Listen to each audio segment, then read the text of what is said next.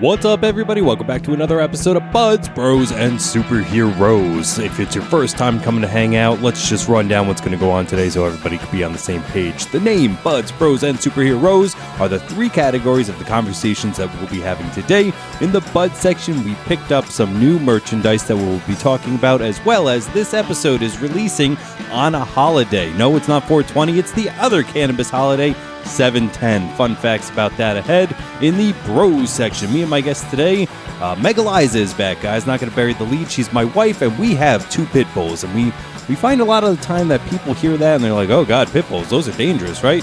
Fuck no. We're going to go through some facts, some misconceptions, and a bunch of other things on one of the best dogs ever. And finally, in the Superheroes section, we're going to talk about a movie, a highly fucking underrated movie, if you ask me. One of the best movies to ever be, based off a comic book, so that's how we're going to kind of settle it into the superhero genre. Josie and the Pussycats. That's right. Fucking amazing. My name is Nick James. Thanks so much for checking out the podcast. I already brought her up before, but let's give an actual introduction to my wife, MegEliza. Hey, everybody. What's going on? Thanks so much for coming back, dear, quote unquote. You live here, so it's not like you had to travel anywhere, but it's great to have you sit down and do this again. These are two parts of my life that don't intercede as much as you think, so it's fun to do this with you. You got it. I'm happy to be here. Those are the things coming up on this episode of Buds, Bros, and Superheroes. Again, I can't thank you enough for checking us out, but let's get right into it the way that we always do in the Bud section. So in this Bud section, we went and we picked up at our local Harvest, the place in which we like to go the best. We got two products in which, to be honest, I'm very fucking thrilled about right off the bat. We picked up a new cart, I think is what they call them. A cartridge for our vape. And it's delicious, dude. Go ahead and tell them what we picked up. So we've got a strain of the rhythm that we're smoking. It's called Banana Cream. It's an indica dominant, but I don't think it's so indica dominant that you're in the couch. I hate that. Sorry, the joke again. The in the couch indica. It's definitely relaxing, but I'm still able to do things and get things done. I would have to agree. Not only that, but we went for the big boy. We picked up the largest one you could. We were looking at all the prices. We're like, Jesus, this is huge. And then when we put it on, we looked at the size compared. Like, it's filled all the way to a top. I think it was 100 milligrams in all.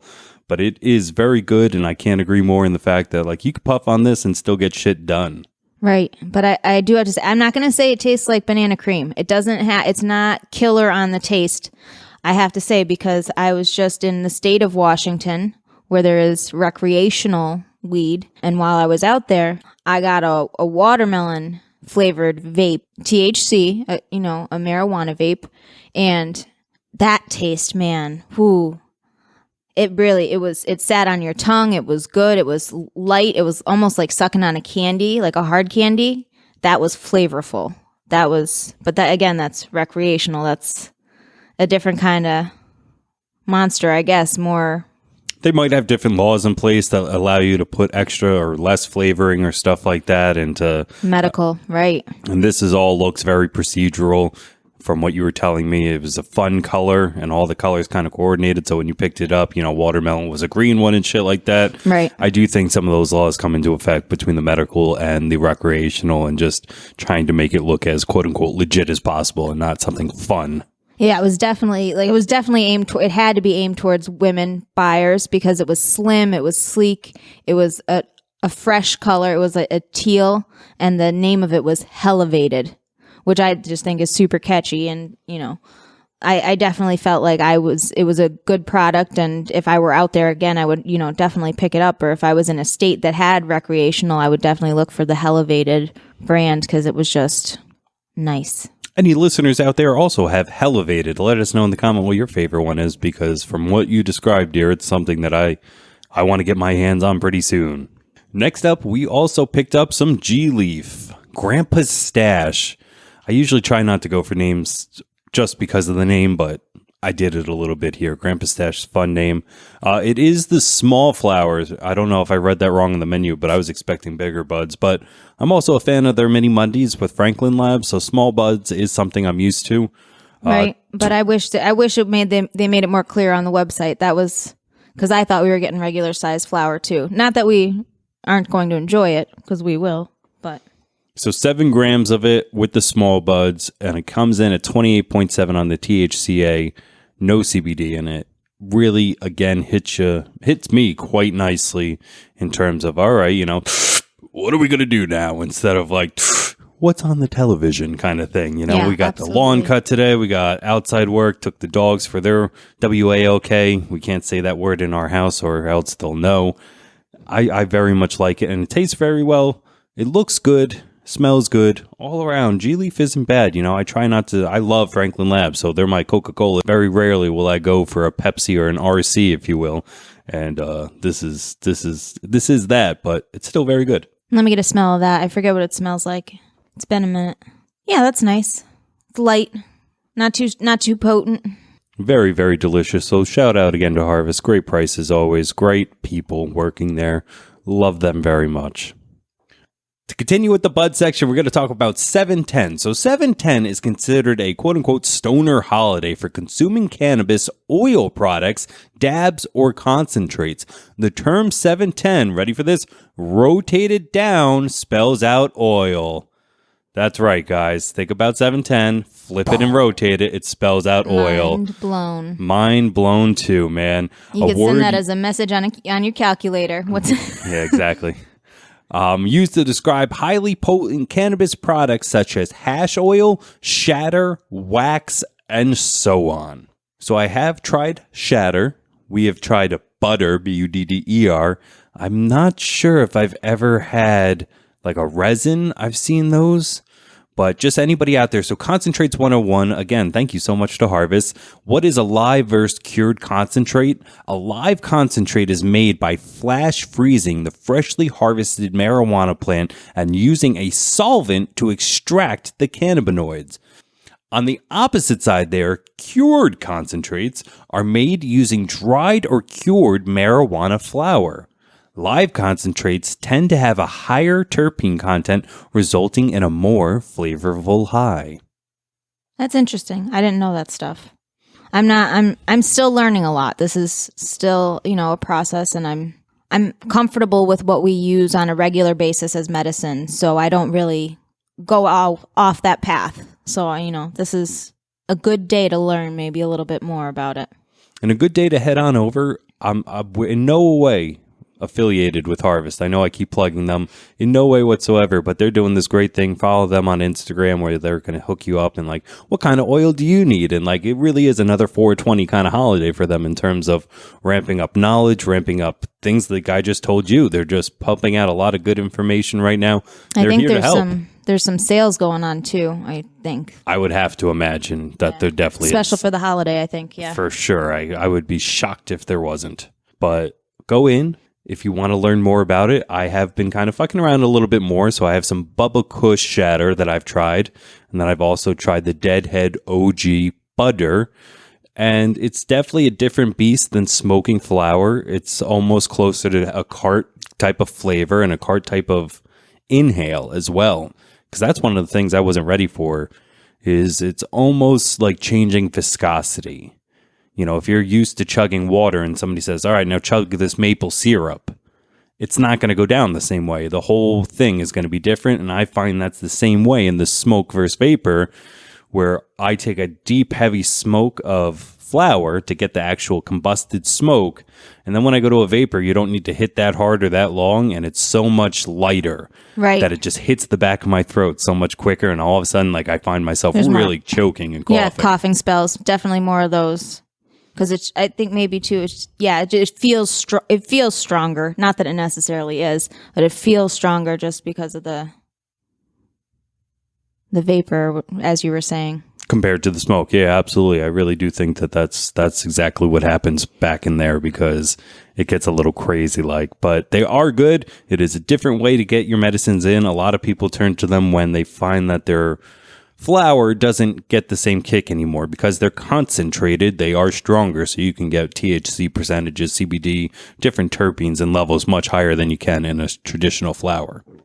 That just about wraps it up for the bud section, everybody. Hopefully you have a fun 710, a safe 710. We're going to have a good time celebrating it for the first time. Maybe try some new oils. We'll post it up on the Instagram. With that in mind, follow us on Instagram. Follow us on Twitter, Facebook. Please subscribe, all those fun things. But we can head on out of the bud section and enter into the bro section.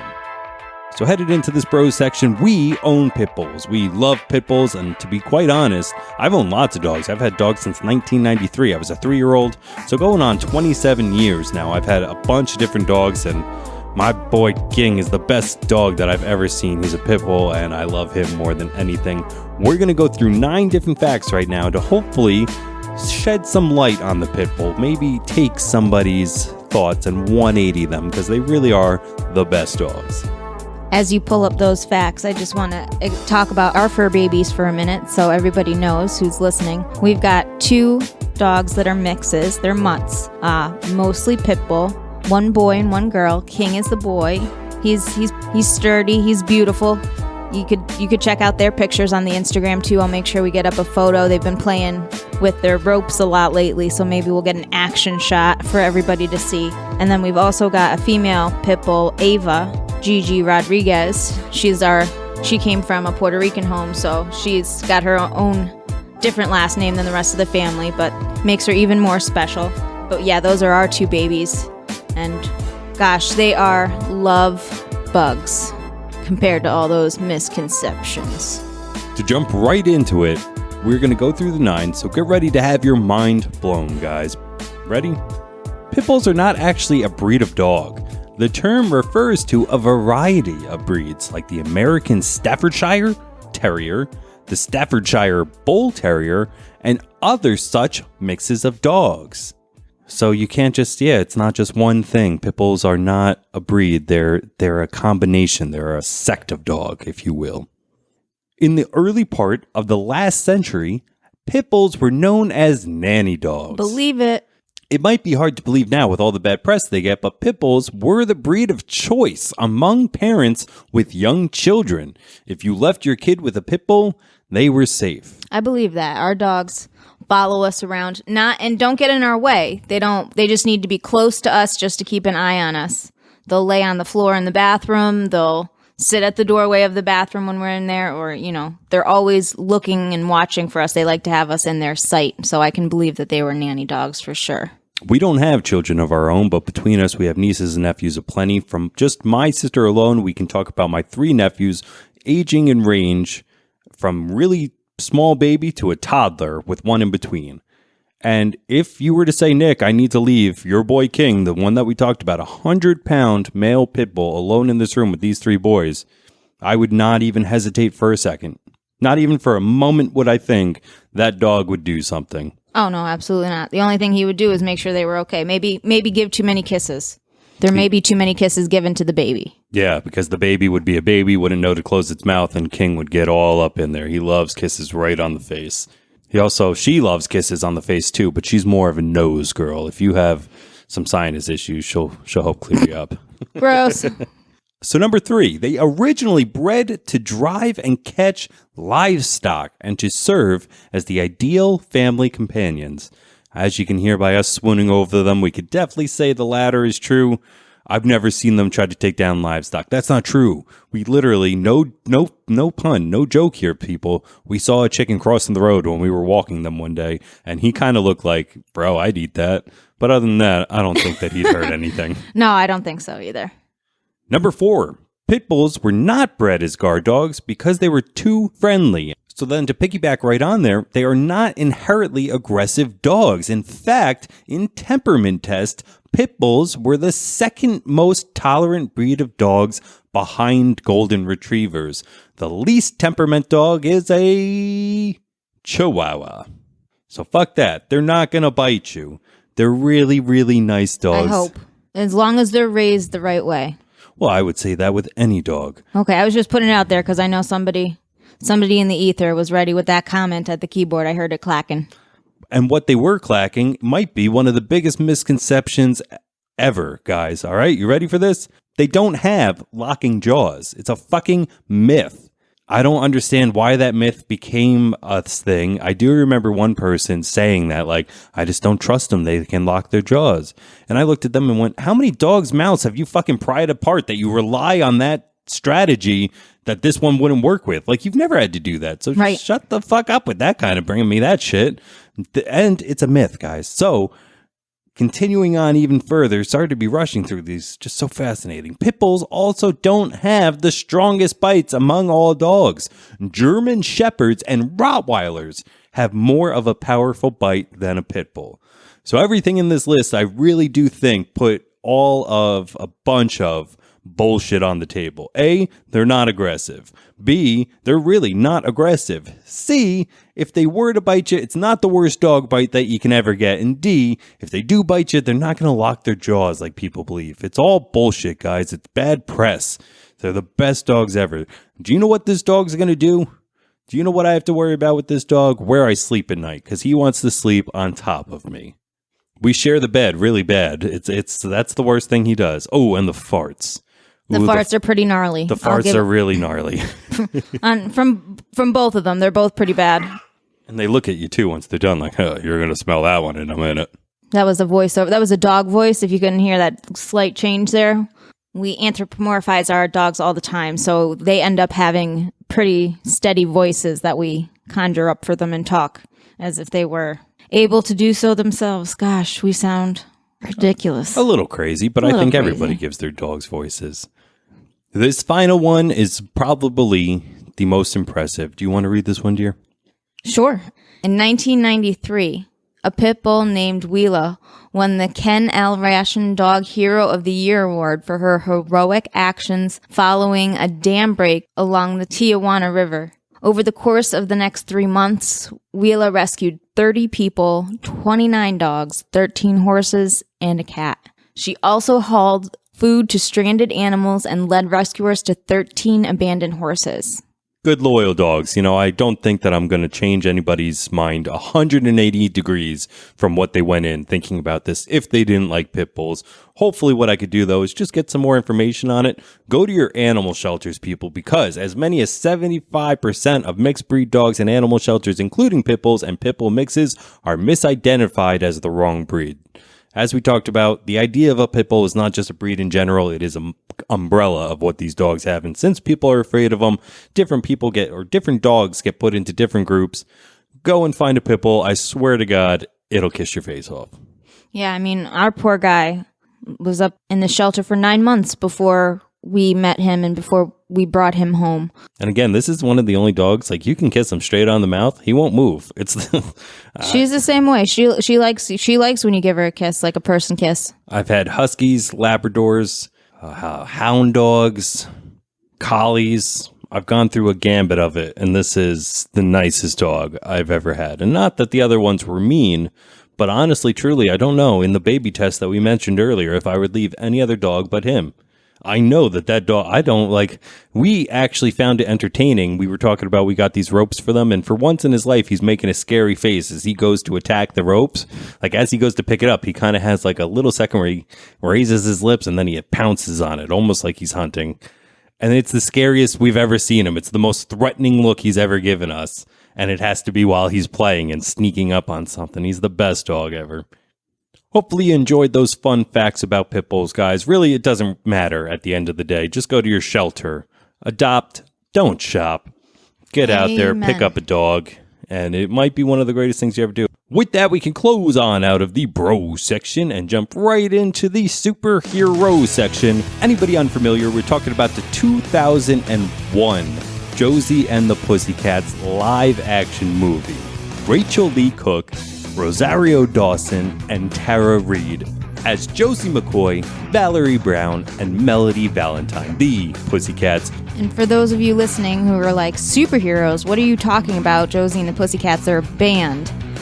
This comes from the comic book world of Riverdale. So this is like deep cuts, I think, from being an outsider, because I wouldn't have known that. Yeah, if you like Archie, if you like Sabrina the Teenage Witch, that's all under the same as Josie and the Pussycats in the Archie universe. We also have Paul Costanzo as Alexander Cabot. Missy Pyle plays his sister. Alan Cumming, Parker Posey. It goes on, and then we get a lot of real-life people in there as well.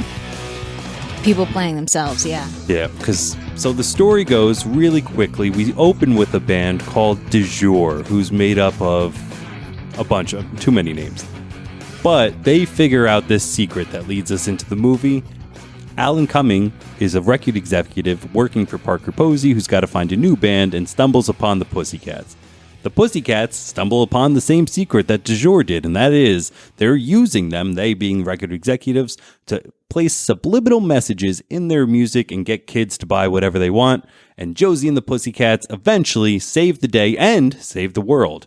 Going back to how you put it, it's a movie based on a comic book where people save the world. That's what a fucking superhero is. Boom. Right. Written and directed by a duo, Harry L. Font and Deborah Kaplan. First thing I have to bring up off the bat is they made another one of my favorite 90s teen dramas ever, Can't Hardly Wait. I think I've made you watch that. It's the one where the guy meets the girl and she's Jennifer Love Hewitt, but then she dates Mike Braxton for the longest time. And then at a party, they're broken up and he's going to hand her letter. And she doesn't read it. Any bells ringing? No bells. Okay. Seth Green is in it as well, and he gets stuck in the bathroom with another girl. Oh! Boom. There we are. There we go. You remember that scene at least. And then the other guy's nerdy, and he's going to get back at all the people. Oh, it's coming back. And he sings, it's "Take floating me down to the Paradox City where the grass is green and the girls are pretty." And he ends up being the coolest guy at the party. Yes. Right? Gotcha. Cool. I'm on board. If you know the movie, there is a control room where this conspiracy is being put into effect, where Parker Posey is showing a bunch of government people how they're doing it. And they're making up new trends and new fashions that they will then put into the music. So they're controlling the economy. Basically, the idea is to have complete control over the economy, what we're buying, what we're consuming, and to show how quickly and easily the mass media could be manipulated. So it's really, really scary to think that. It's really scary. It's really current. And it's also very a self-aware movie because in this control room scene, one of the scrolling marquee messages says, "Can't Hardly Wait was underrated." Aforementioned, that was the movie that they did and they thought was underrated. Awesome. So yeah, it is. If you love a self-aware movie, this is maybe why I like it as much as I like it. This movie takes every trope about comics and movies and just the entire way we are buying and consuming stuff, even all the way back when this movie came out in 2001, and turning it on its head and making us look like a clown while it's laughing at itself and it's laughing with us almost all at the same time. It's making a joke out of the whole conspicuous consumption idea. It's pretty right on. And one of my other favorite self-aware jokes comes when Alexandria and Alexander are on the plane, the brother and sister duo. And Alexander looks at her and he goes, "I still don't get why you're here." And she goes, "I'm here because I was in the comic book." And he goes, "What?" And she goes, "Nothing." Right, and that's the whole plug of the comic book. That's the only time it's mentioned. It's just never brought up again, but it's... I'm here because I was in the comic book. I love that type of self-awareness, the entire thing. So another fun fact about all of this commercialism, consumerism that they're laughing at and making fun of. So from the beginning to the end, there are 73 companies who have product placements shown, from logos to actual items ranging in entertainment, electronics, fashion, food, hygiene, and cars. No money was received for all the product placement in this film. That's the craziest part. Morgan Spurlock, the Super Size Me guy, made a movie called The Greatest Movie Ever Sold, in which he made a movie about product placement funded by product placement. It is super duper meta, and he explains and shows just how important it is, from E.T. and Reese's Pieces all the way up to James Bond driving a fucking Aston Martin. These are decisions made by greed, power, and money to make movies. This movie makes fun of it and also doesn't take the fucking buyout, bro. Like, I love that.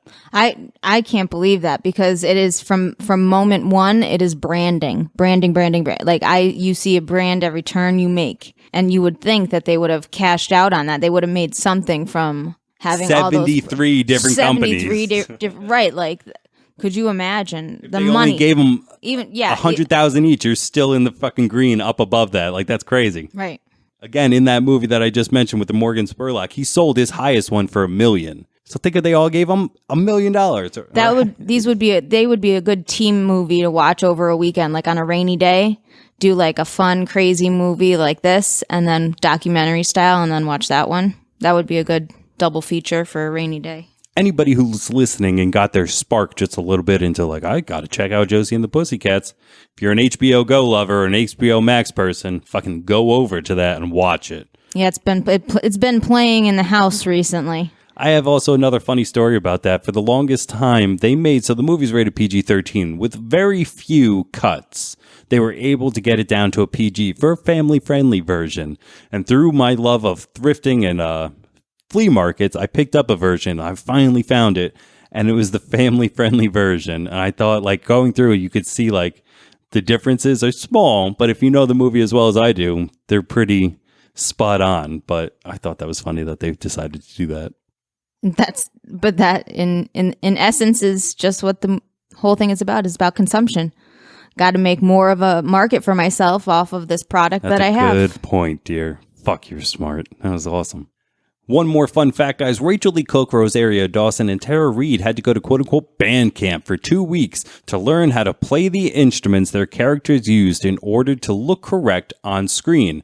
Tara Reid going to band camp, that joke didn't go over her head. She was like, I was in a movie called American Pie where everybody goes to band camp. So in the little documentary we watched about making of, she even pointed out how funny it was that she had to go.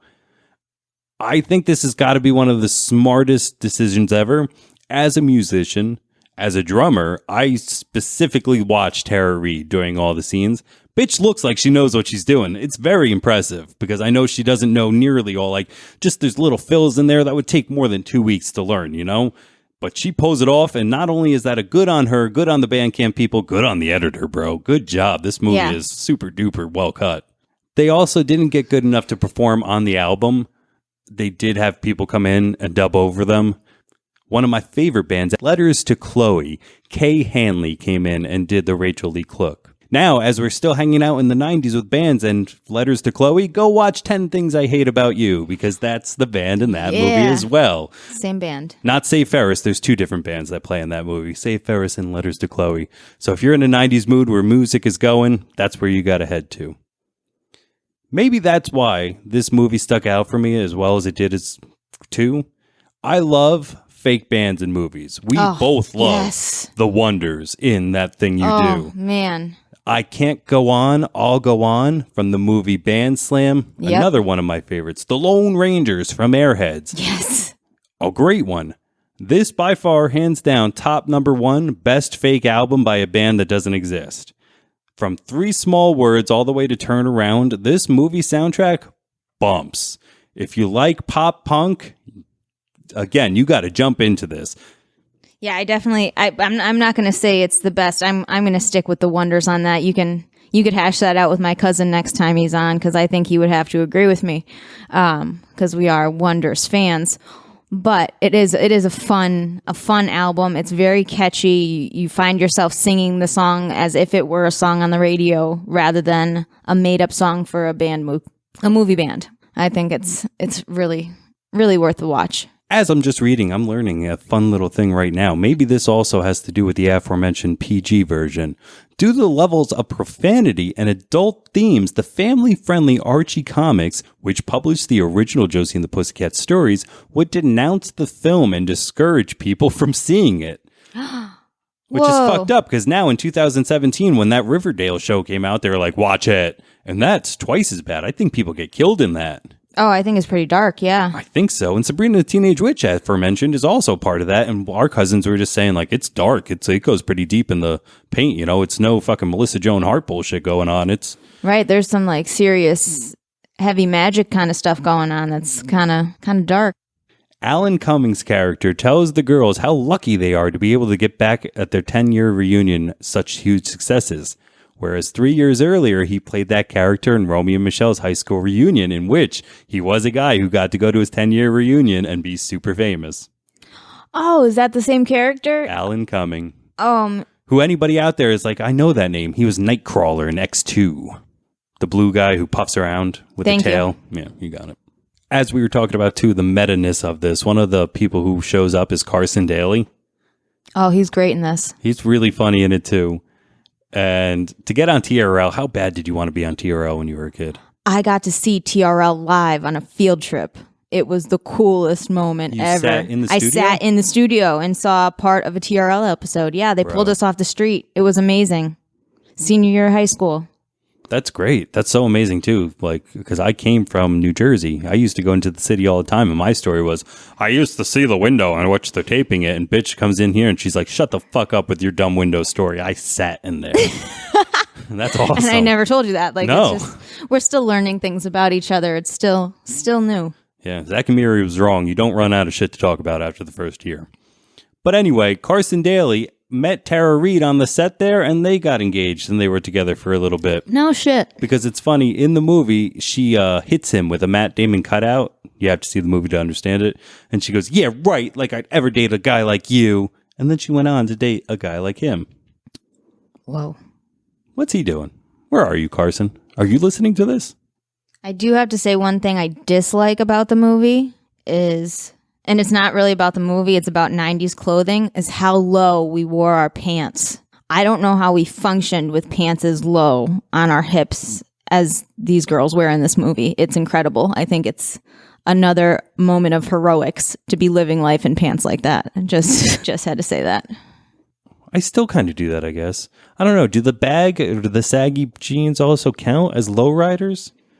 I don't know. Yours aren't super. You don't have your whole rear end hanging out though, so That's it's true. not like you're more of a loose fit kind of guy than I've got a giant belly. Yeah, my waist isn't exactly where it can be because I've got this protruding gut coming out the front, so they can't exactly hang where I need them to. So they've got to just ride a little bit lower.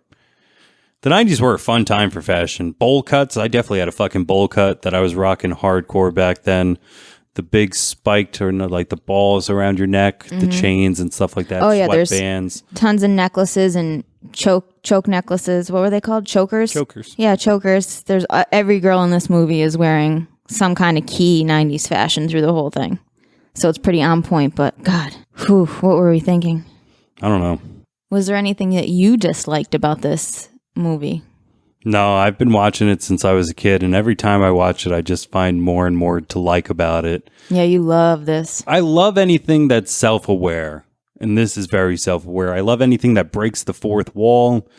This does this quite often. I like anything that can take itself seriously, but not too seriously, you know? Like, I take pride in my work, but I'm not proud or something like that almost, you know? Yeah. That's kind of what it reminds me of, and that's kind of been my thing, too. I was just talking to Roy, who's been on the show more than once. He's making a movie himself.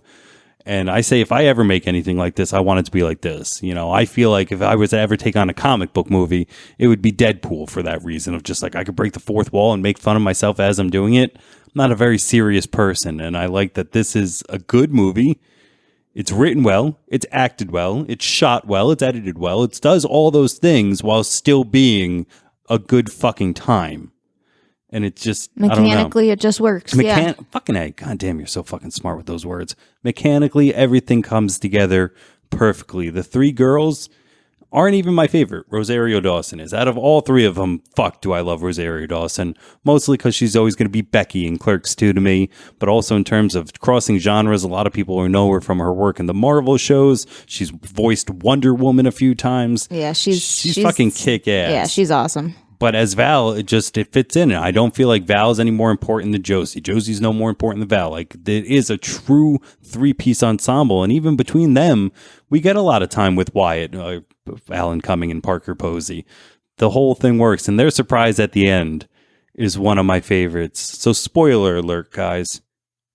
They know each other from high school, and they've both just been pretending this whole time. Yeah, it's a good way to see the villain at the end. The message in the movie kind of comes across clear of really wave your freak flag as high as you can and don't be ashamed of it.